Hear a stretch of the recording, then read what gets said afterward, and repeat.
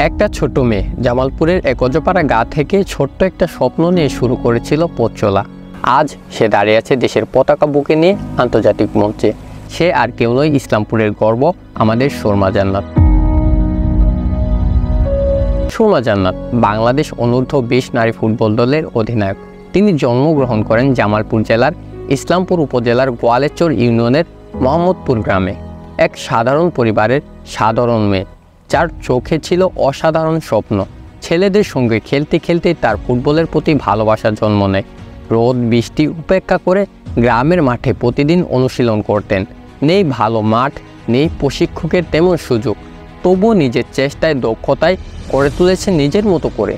পরিবার কখনো টেনে ধরেনি, বরং সাহস জাগিয়েছে। আর সেই সাহসকে ভর করে তিনি স্থান করে নেন জেলা ও বিভাগ পর্যায়ে খেলায়।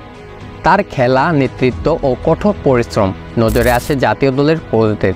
ক্রমে তিনি ডাক পান অনূর্ধ্ব-17 দলে, পরে জায়গা করে নেন অনূর্ধ্ব-20 দলে। সর্বশেষ 2025 সালে আন্তর্জাতিক ম্যাচ বাংলাদেশ নারী দলের অধিনায়ক হিসাবে মাঠে নামেন তিনি। মাঠে নামার সময় তার চোখে ছিল দৃঢ়তা, আর বুকে লাল সবুজের পতাকার গর্ব। আজ তিনি শুধু একজন ফুটবলার নয়, তিনি এক অনুপ্রেরণা। তিনি প্রমাণ করেছেন গ্রামের মেয়ে মানে সীমাবদ্ধতা নয়, সঠিক ইচ্ছা আর চেষ্টা থাকলে গ্রাম থেকে উঠতে পারে জাতীয় তারকা। সঙ্গে ছিলাম আমি নাইমুল ইসলাম নাইম।